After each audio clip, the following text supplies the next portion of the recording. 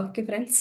Welcome to కారుణ్య సమూహం. ముందుగా మరొకసారి గురువులందరికీ కూడా కృతజ్ఞతలు తెలుపుకుంటూ, మరి ఈరోజు మన స్వాధ్యాయంలో మనము ఆహ్, బలం గురించి, శక్తి గురించి, మన శక్తి స్థాయిలు 1 నుంచి 100 వరకు అంటే మనం ఏ విధమైనటువంటి గుణాలతో ఉంటాము అనేది తెలుసుకుందాం.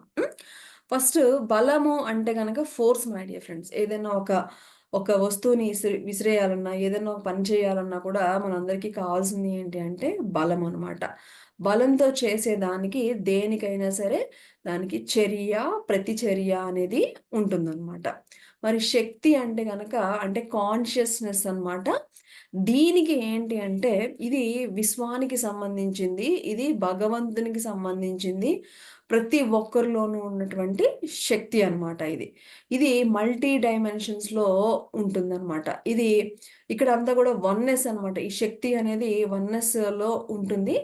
మనకి ఉన్నటువంటి ఈ యొక్క శక్తి స్థాయిలను బట్టి మన యొక్క పనితీరు, మన యొక్క గుణాలు, మనం ఆ యొక్క ఆలోచన విధానము అనేది అంతా కూడా మనకున్నటువంటి శక్తి స్థాయిల ద్వారానే ఉంటుందన్నమాట. ఉదాహరణకి మనకి ఎప్పుడైతే మనకి శక్తిని పూర్తిగా కోల్పోయాము అంటే గనక మనం జనరల్‌గా, కామన్‌గా అందరిలోనూ చూస్తూ ఉంటాం. అసహనం కనిపిస్తుంది. కోపం వచ్చేస్తూ ఉంటుంది. అన్నీ గూడా మనము ఎమోషన్స్ ఏమి గూడా కంట్రోల్‌లో అనేది ఉండకుండా ఉంటుంది. వాటన్నింటికి గూడా కారణం ఏమిటి అంటే, మనలో ఉన్నటువంటి శక్తి తగ్గడమే. అందుకనే చూడండి మీరు పేషెంట్స్‌ని గమనిస్తే గనక వాళ్ళలో శక్తి ఉండదు. వాళ్ళకి చూస్తే గనక శక్తి లేక వాళ్ళకి ఊరుకూరుకనే కోపమొచ్చేస్తూ ఉంటుంది. పాపం ఇంట్లో వాళ్ళకి ఎందుకొస్తుంది అంటే గనక వాళ్ళకి శక్తిహీనులుగా ఉంటారనమాట ఆ టైంలో. మనకి చూడండి జనరల్‌గా హాస్పిటలైజ్డ్ అయినప్పుడు పేషెంట్స్ చాలా కోపమొస్తుంది. ఎందుకు అంటే వాళ్ళకి శక్తి తక్కువుందనమాట. శక్తి తక్కువున్నప్పుడే ఇలాంటి అసహనానికి ఇవన్నిటికి కూడా దారి తీయడం అనేది జరుగుతుంది. అలాంటప్పుడే కుటుంబ సభ్యులు, మిత్రులు వారిని అర్థం చేసుకుంటూ వాళ్ళని చక్కగా వాళ్ళకి ధైర్యాన్నివ్వాలి.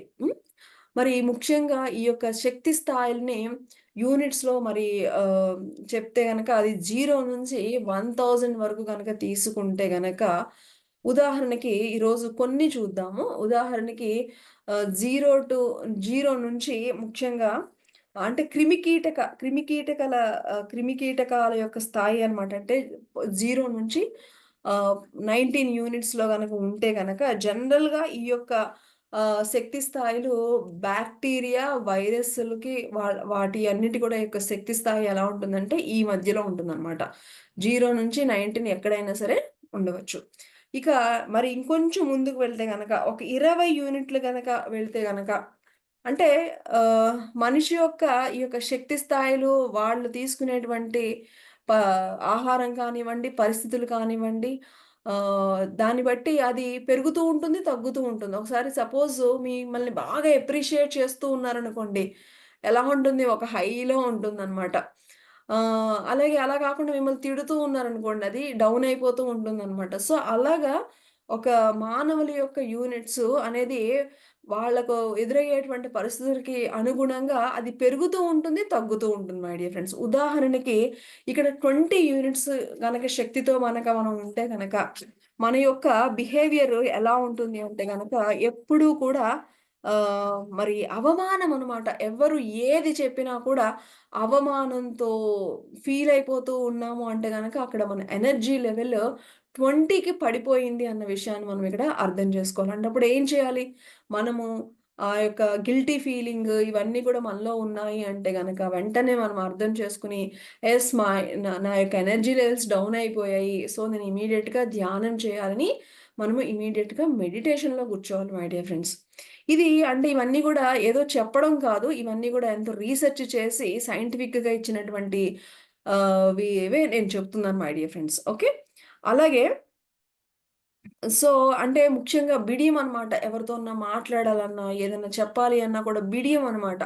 ఆ షైనెస్ ఇవన్నీ గూడా ఎప్పుడుంటాయంటే మనకి ఎనర్జీ లెవెల్స్ 20కి పడిపోయినప్పుడు ఇవన్నీ గూడా ఉంటాయన్నమాట. సో, ముఖ్యంగా ఇలాంటి ఆహ్, ఆహ్, ఇంత బాధాకరమైనటువంటి స్థితిలో ముఖ్యంగా చూడండి అనాథ పిల్లలు ఉంటారు గదా! అలాగే రైల్వే స్టేషన్స్‌లో, బస్ స్టాపుల్లో మనం పిల్లల్ని చూస్తూ ఉంటాం గదా! వాళ్ళకి ఎనర్జీ ఉండదు. వాళ్ళెప్పుడు గూడా ఒక గిల్టీ ఫీలింగు, ఒక షై ఫీలింగు, ఒక అవమానంతో వాళ్ళెప్పుడు గూడా ఫీల్ అవుతూ ఉంటారనమాట. అంటే గనక వాళ్ళ యొక్క శక్తి స్థాయిలు అంత తక్కువగా ఉన్నాయని అర్థం చేసుకోవాలి. ఓకే. ఇంకా నెక్స్ట్ వచ్చేసి ఆహ్, 30 యూనిట్స్ అనుకోండి. అంటే సపోజు మన యొక్క శక్తి స్థాయిలో 30-49 యూనిట్లు ఉంటే గనక వాళ్ళ యొక్క భావాలు, వాళ్ళ యొక్క ఫీలింగ్స్ ఎలా ఉంటాయి అంటే గనక ఎప్పుడు ఇంకా ఏది జరిగినా కూడా నా వల్లే జరిగిపోయింది. నేనే తప్పు చేసేసాను. నా వల్ల వాళ్ళు బాధపడిపోయారు.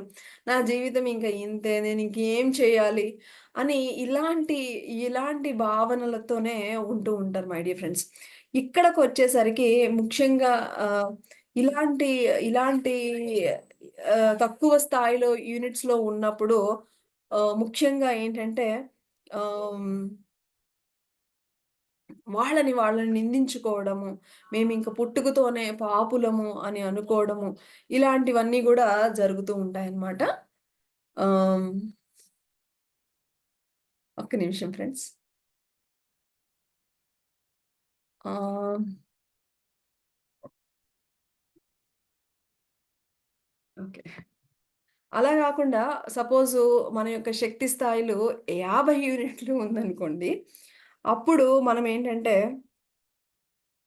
మన యొక్క బిహేవియర్ ఎలా ఉంటుంది అంటే ఆహ్, మనం ఇక ఏమి అంటే దేనికి అంటే సహజమైనటువంటి రోజువారీ చేసేటువంటి మన అవసరాలు మనకేమైతే ఉన్నాయో, అంటే సరి అయినటువంటి ఆహారం తీసుకోవడం కానివ్వండి, మంచి బట్టలు కట్టుకోవడం కానివ్వండి, లేకపోతే ఉండడానికి అంటే మనకి ఏదైతే కంపల్సరీ డి నీడ్స్ అంటారు కదా!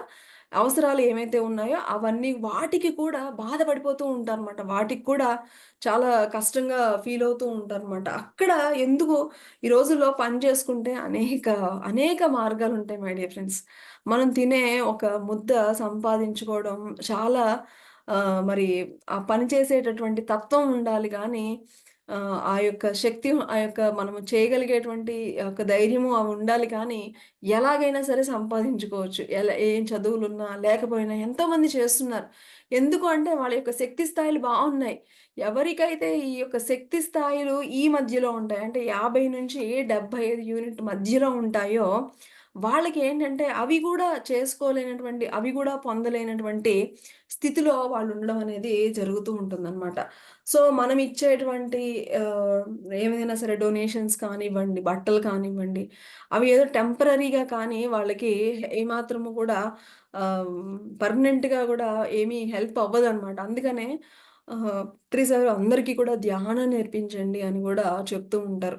వీలైతే గనక మనం ఎన్నో సార్లు ప్రతిసారి మనకు చెప్పడం జరిగింది. ఆయన బస్ స్టాప్‌లో ఆహ్, శనక్కాయలు ఉంటాయి గదా! అవి అమ్ముకునే వాళ్ళకి "ఆ బుట్టంతా నేను కొనేస్తానమ్మా. నువ్వు కొంచెం ఇదిగో నీకింకా డబ్బులెక్కువిస్తాను. కొంచేపు ఉండి ధ్యానం చేయమ్మా" అని చెప్పినటువంటి ఎగ్జాంపుల్స్ ఎన్నో ఉన్నాయి. మనలో కూడా అంత ఔదార్యము, అలాంటి పరిస్థితులొస్తే గనక దానం చేసే బదులు వాళ్ళకి ధ్యానం చెప్పి రోజు మీకు ఈ డబ్బులు నేనిస్తాను అని వాళ్ళ దగ్గర నుంచి మాట తీసుకుంటే వాళ్ళకి లైఫ్ లాంగ్ మనము హెల్ప్ చేసిన వాళ్ళం అవుతాం అనమాట. సో, ఈ యొక్క స్థితిలో ఉండేవాళ్ళు ఏంటంటే 50-75 యూనిట్స్. అలా కాకుండా ఇంకా 75 యూనిట్లు తర్వాత ఉంటే గనక అంటే ఆహ్, నుంచి ఒక 100 వరకు ఉన్నారనుకోండి. అక్కడ ఎలా ఉంటారు అంటే గనక ఆహ్, ఏదైనా ఆహ్, ఏదైనా మనం ఎక్స్‌పెక్టేషన్స్‌కి తగినట్టు అవ్వలేదు అంటే గనక, ఇక దాని గురించి విపరీతమైనటువంటి దుఃఖం, విపరీతమైనటువంటి బాధ.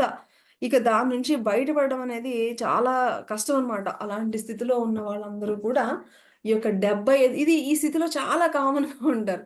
ఎందుకంటే మనకందరికీ కూడా ఏదో ఒక టైంలో మరి పోతూ ఏవో ఇవన్నీ గూడా మనం ఎక్స్‌పెక్టేషన్స్‌కి అన్నీ ఎప్పుడు గూడా ఉండవు. సో, కానీ వెంటనే దాని నుంచి మనం రికవర్ అవ్వాలి మై డియర్ ఫ్రెండ్స్. మళ్ళా దాన్ని గూడా ఒక ఎక్స్‌పీరియన్స్‌గా తీసుకొని దాని నుంచి మనం బయటపడే ప్రయత్నం చెయ్యలేదు అంటే గనక ఈ యొక్క మనము యొక్క శక్తి చాలా తక్కువగా ఉందనమాట. సో, ఇక్కడ మనం అర్థం చేసుకోవాల్సిన మెయిన్ పాయింట్ ఏంటి అంటే, మన యొక్క శక్తి ఎప్పుడైతే తగ్గుతుందో, అప్పుడు మన యొక్క ఆలోచన విధానం అనేది అంత నెగెటివ్‌గా ఉంటుందన్న విషయం అర్థం చేసుకోవాలి.